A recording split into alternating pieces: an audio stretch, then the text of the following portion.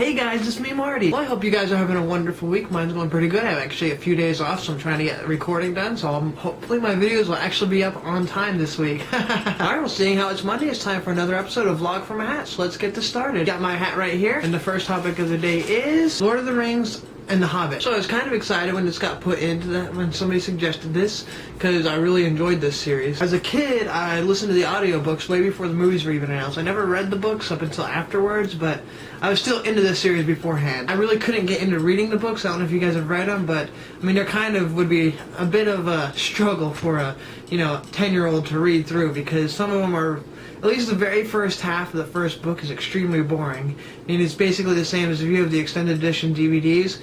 You skip the first disc, and you basically skip the first half of the book, and you just jump right into where all the action and crazy stuff happens. But I really love the Lord of the Rings universe. I think it's really cool. I think it's neat. I think it's awesome how deep it is.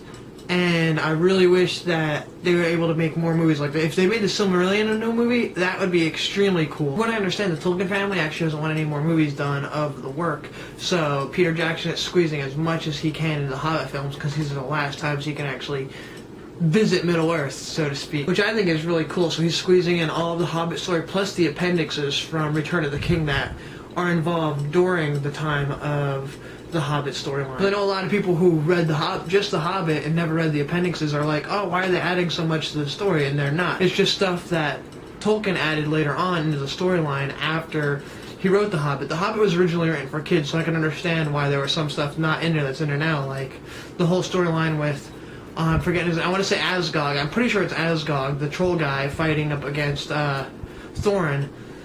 And I could see why they have the whole, they cut that out because that's, scary for children or something like that. I think it's really neat that they added that in. I've always wondered about his storyline. Like, I've read a little bit of the appendices, but not much, because they're not written extremely narrative like the books. They're written more like an encyclopedia would write them, like, this is facts that happened.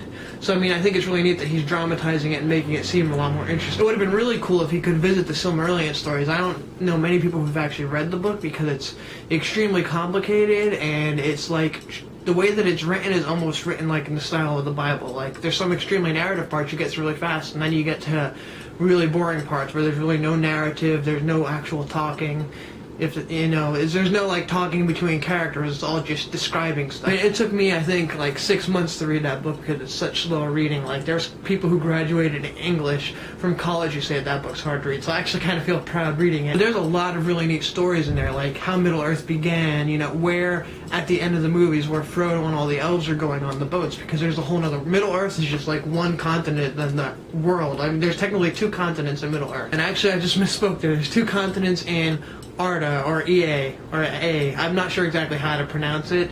It has a little punctuation mark above the A with the 2 little dots. I'm not sure what that means. I don't know much about different languages. If anybody knows, go ahead and please tell me, because I'd love to know how to pronounce it right. But technically, there's 2 like large continents in that world. There's Middle-earth, which is one side, and then there is Valinor, which is where the Valar live.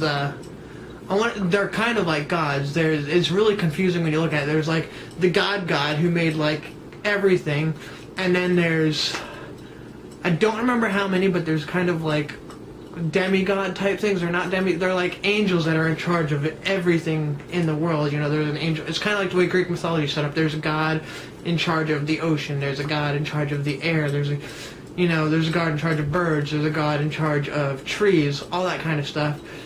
And there is, and then there's the one who's in charge of them, and then there's the God of all gods, the one who created all them, who created the world, which it's actually a really neat story. I actually found it interesting because when he wrote it, it parallels the Bible exactly. Like Morgoth, the person who created Sauron, he was one of those angel people. He was, I think, like the god, if I remember correctly, he was like the god of music and stuff like that. And he decided, why can't I be the one in charge? Why can't I be, above everybody else? Why can't I create my own stuff? And he basically became evil, which is exactly what happened in the Bible. I'm not sure if that was on purpose or on accident, but I thought that parallel was really neat. But then he, went evil. He went over to Middle-earth, and it's interesting, learning about all the different, like, ways that the world was lit.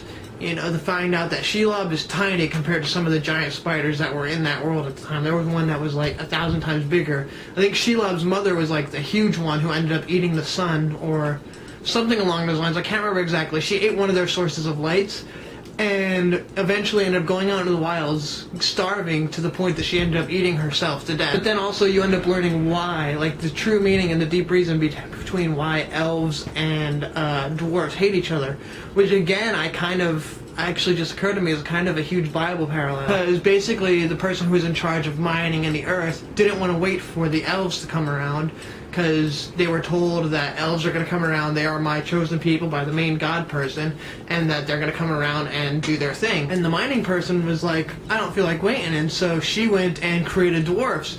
And so when the god guy found out, he was like, you know what, I'm going to let you keep them, but my people and your people are always going to fight because of your impatience. So he froze them and turned them into rocks up until the time that the elves came around, which is interesting because that's kind of what happened in the Bible too with Abraham and Elizabeth. I mean, that one just occurred to me. I'm beginning to wonder if he did this on purpose or if it was all just by accident. Like, there's so many interesting backstories. Like, you'll hear the story of, like, the Palantir, what their actual reason is. Like, I think there's 7 of them that were the Numenorians, the race that Aragorn is. They had, like, a whole island that was themselves in between both of those main continents. And they were actually able to talk to the god people. And, you know, they were kind of like the ambassadors between men and the god people. And eventually they became arrogant and were like, hey, we're going to go and sail over to that land where the god people are, even though they were told don't do that, and we're going to take over it or something. I can't remember exactly what. It's been a few years since I've read the book. And they started to sail over, and the gods were like, yeah, right. And they basically wiped them all off the map. There was like 1 or 2 families that were like, this is wrong, and left and went to Middle Earth to be safe, and they took some of the Palantir with them. Other ones were left on the island. There were 7 altogether, plus the ones that the Varda had, which are the names of like the angel god people. And they saved, and like the reason why Gandalf's all worried about using them when he sees Saruman using it is because nobody knows where any of them are. There's only 1 or 2 that are accounted for, so there's, you know, if there's only 2 accounted for, there's 5 that who knows who has them, who knows who's watching and listening to the conversation. It's kind of like an open line, like, say, it's almost like the way old telephones were, or I mean, actually telephones are still the same way in the house. I actually forgot about this, where if I'm on the phone upstairs and you pick up the phone downstairs, you can hear my conversation. It's kind of something like that, like it's all one line of phones that they all are talking to each other, or maybe like walkie-talkies all on the same channel, that type of thing. I mean, I think you guys understand. There's like so much information and so many cool things about it that I wish that he could like make movies and stuff out of them, but I don't think it's ever going to happen, which sucks. I mean, if you have the patience for reading it, I definitely suggest reading the Silmarillion. It'll help you understand so much more about Middle Earth. You'll understand a whole lot more of the story, and so when you see references like, for instance, Aragorn's ring of the 2 snakes eating each other with emerald eyes, I think that's how it is. That in there is like a huge thing, because that was the same ring that if I remember correctly, the guy who basically had the same story as Aragorn, you know, he fell in love with an elf, the elf fell in love with him, and she gave up her immortality to be with him, the one that they referenced in the movies a few times. You actually get to hear that story, which, it's extremely an awesome story, but I'm pretty sure, if I remember correctly, like, that was his ring. I can't remember for sure. I could be really wrong, so if I have any, like, extreme Tolkien experts watching this, they might be lecturing me on it. I apologize if I got it wrong, but I think that's how it was. Again, it's been a long time since I've read it, but it's still really neat how they like have everything so connected. I still think it's really neat how much of the world that Tolkien created in his head. Like, to the point that if he were to have written everything and like tried to release it as non-fiction, it would seem like a true thing, because there's so much detail, so much information. All the languages that are spoken in his books and in the movies, I'm pretty sure he created all himself. Actually, by what I remember correctly reading, is that he wrote The Lord of the Rings and The Hobbit just so there could be a story in the world that he created. Like Middle Earth, Arda, Valinor, all that place was all created before Lord of the Rings or The Hobbit or Silmarillion or any of that took place. He just created the world, created languages, and was like, I need something to stick this with. It's not going to be fun if it's just there by itself. And I know before I actually tried to learn Sindarin, which is the High Elf tongue, I didn't get very far on it because it's really complicated, and I eventually got to the point that I was like, what's the point? It'll just make me seem like even more of a nerd than I am, even though I still do remember how to say hello, my name is Josh. So that right there was enough for me. But yes, The Lord of the Rings and The Hobbit, well, just Tolkien's universe in general is just awesome. I love how deep it is. I love the storyline. I love how great the movies ended up turning out. I mean, sure, they changed a lot, but I think they, you know, if they would have stuck with the books, each movie would have been 6 hours long, which I would have no problem with, but most people would have a problem with. I can understand Hollywood's restraints, where they need to make a movie interesting, fit as much information as they can into a certain amount of time, because people have, you know, time limits to watch a movie and short attention spans nowadays. So, I mean, all in all, when it comes down to it, I think those are really good adaptations of the books, both with the Lord of the Rings movies and the Hobbit ones. I'm really excited for the last one. I think it's going to turn out really good.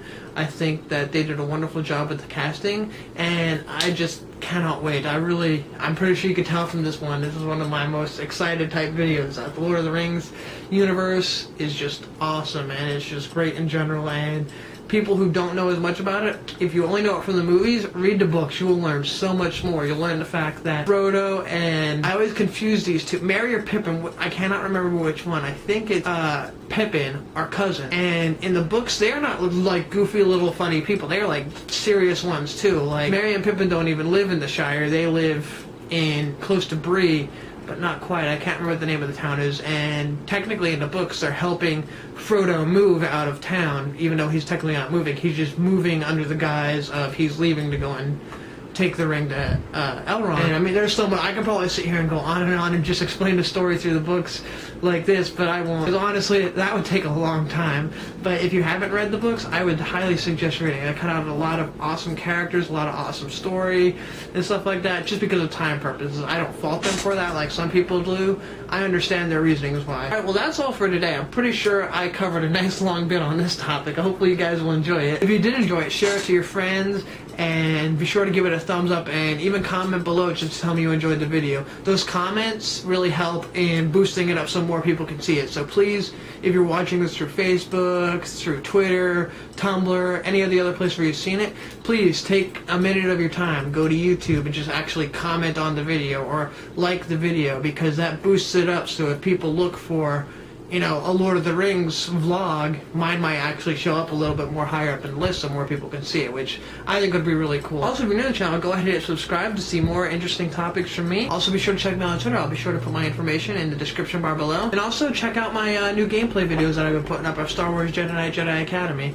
They're pretty cool, I think. I mean, I'm not sure what you guys all think of it. Go ahead and check it out and tell me what you think. Give me your feedback. I'd love to hear from you. If you have any topics you'd like me to put in the hat, go ahead and put them in the comment section below, and I'll gladly add them. Alright, well, I guess that's all for today. You guys have a wonderful week, and I'll see you next time. Thanks for watching. Bye.